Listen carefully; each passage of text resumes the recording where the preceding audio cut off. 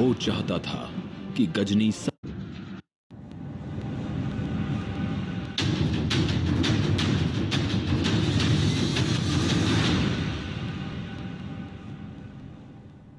हम इतिहास की 12वीं सदी के पन्नों को खोलेंगे तो देखेंगे कि हाथ में तलवार लिए गजनी का सुल्तान मोहम्मद गौरी हिंदुस्तान के राज्यों पर धावा बोलता और लूटपाट करता।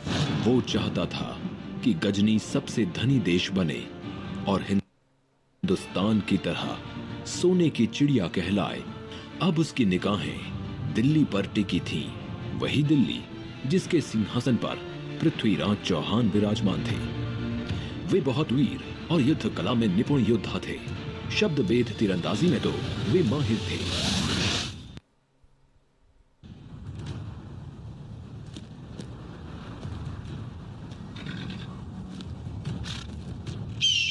खजाने को लूट लें तो हमारा मुल्क सबसे धनी मुल्क बन जाएगा और सोने की चिड़िया कहलाएगा। सुल्तान, माफी चाहता हूं, लेकिन दिल्ली के शासक पृथ्वीराज चौहान युद्ध कौशल में माहिर हैं। उनको पराजित करना लोहे के चने चबाने जैसा होगा।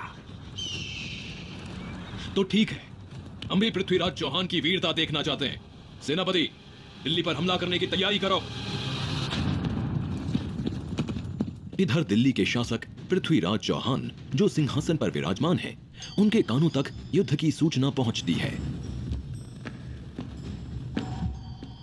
महाराज की जय हो। अभी अभी सूचना मिली है कि गजनी का सुल्तान मोहम्मद गौरी दिल्ली पर आक्रमण करने की तैयारी में है। पृथ्वीराज चौहान इतना कमजोर नहीं कि मोहम्मद गौरी जैसे तुच्छ लुटेरे से भयभीत हो जाए। हम राजपूत हैं, राजपूत। हम किसी के आक्रमण से नहीं डरते। करने दो हमला।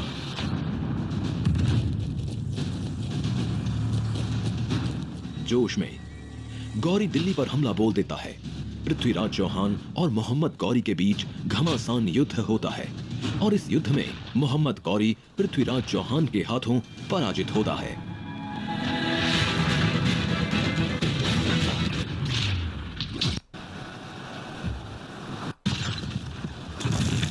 माफ करने का हृदय रखते हैं। तुमने ठीक सुना है। हम निहत्थे पर वार नहीं करते, चाहे वो हमारा शत्रु ही क्यों ना हो। हम तुम्हें भी माफ कर सकते हैं, लेकिन तुम्हें वचन देना होगा कि दोबारा आंख उठाकर भी भारतवर्ष की तरफ नहीं देखोगे। खुदा की कसम सुल्तान, खुदा की कसम, मैं भारत को कभी हानि नहीं पहुंचाऊंगा। महाराज, वैसे तो मैं राजकवि हूं, फिर भी मुझे लगता है कि गौरी को क्षमा नहीं बल्कि मृत्यु दंड देना चाहिए। मृत्यु दंड। चंद्रप्रदाई, आप राजकवि के साथ साथ हमारे मित्र भी हैं। हम आपके सुझाव का सम्मान करते हैं, लेकिन अपनी गलती सुधारने के लिए हर किसी को एक मौका तो मिलना ही चाहिए। इस तरह क्षमा दान पाकर मोहम्मद गौरी गजनी वापस लौट आता है, लेकिन वो अब भी अपनी हरकतों से बाज नहीं आता।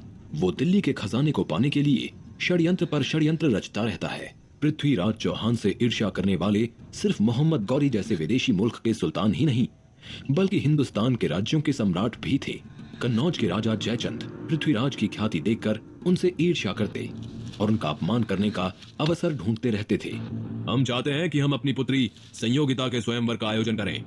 उस स्वयंवर में पृथ्वीराज चौहान को छोड़कर भारत के सभी सम्राटों को निमंत्रण दिया जाए। जब संयोगिता को इस बारे में पता चलता है तो वे अपने पिता के पास जाती है। पिताश्री, मैं दिल्ली के शासक पृथ्वीराज चौहान को अपना वर मान चुकी हूँ, अतः उन्हें स्वयंवर में आमंत्रित करना होगा। असंभव, ऐसा कभी नहीं हो सकता, कभी नहीं। मैं अपने शत्रु के साथ तुम्हारा विवाह कभी स्वीकार नहीं करूंगा।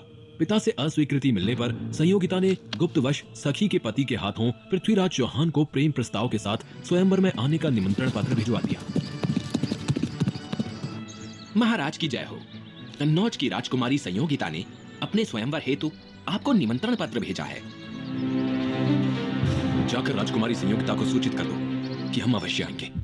इधर स्वयंवर की धूमधाम से तैयारी हो रही है। इस स्वयंवर में पृथ्वीराज चौहान का एक पुतला बनाकर द्वार पर खड़ा कर दो, ताकि सब जान सकें कि पृथ्वीराज चौहान हमारा द्वारपाल है।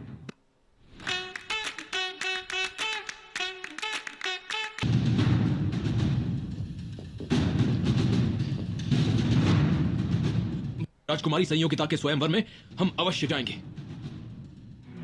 आज कन्नौज के राजमहल में संयोगिता का स्वयंवर है। हिंदुस्तान के कई सम्राट उपस्थित हैं। संयोगिता जयमाला के लिए सभी सम्राटों को अस्वीकार कर आगे बढ़ती हैं और पृथ्वीराज चौहान की प्रतिमा को देखकर रुक जाती हैं। ये प्रतिमा तो मेरे पृथ्वीराज चौहान की है, जिन्हें मैं अपने वर के रूप में स्वीकार कर चुकी हूँ।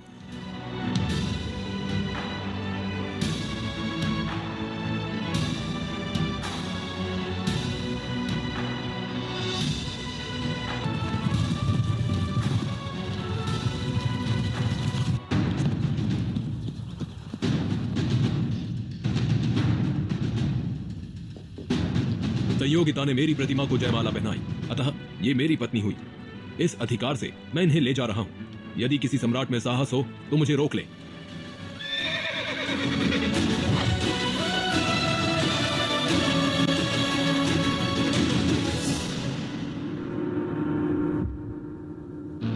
पृथ्वीराज चौहान ने भरी सभा में हमारा अपमान करके अच्छा नहीं किया। इस अपमान का बदला हम बड़ी से बड़ी कीमत चुकाकर भी लेंगे। क्षमा करें महाराज, लेकिन हम अकेले पृथ्वीराज चौहान का सामना नहीं कर सकते। एक ऐसा व्यक्ति है जो हमारी सहायता कर सकता है, वो है गजनी का सुल्तान मोहम्मद गौरी।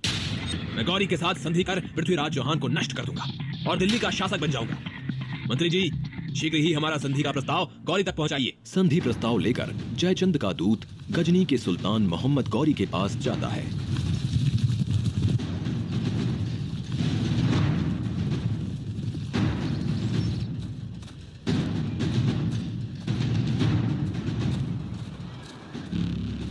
सुल्तान, कन्नौज के महाराज जयचंद आपकी ओर दोस्ती का हाथ बढ़ाना चाहते हैं। आप पृथ्वीराज चौहान पर आक्रमण करें। हमारी सेना आपके साथ है, सारी दौलत आपकी होगी और दिल्ली का सिंहासन महाराज जयचंद का। सम्राट जयचंद से कहना कि उनका प्रस्ताव हमें मंजूर है। वो दिल्ली कूच की तैयारी करें।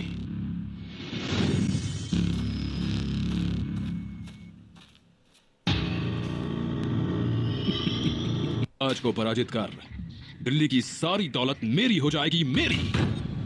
अब गजनी सोने की चिड़िया कहलाएगा।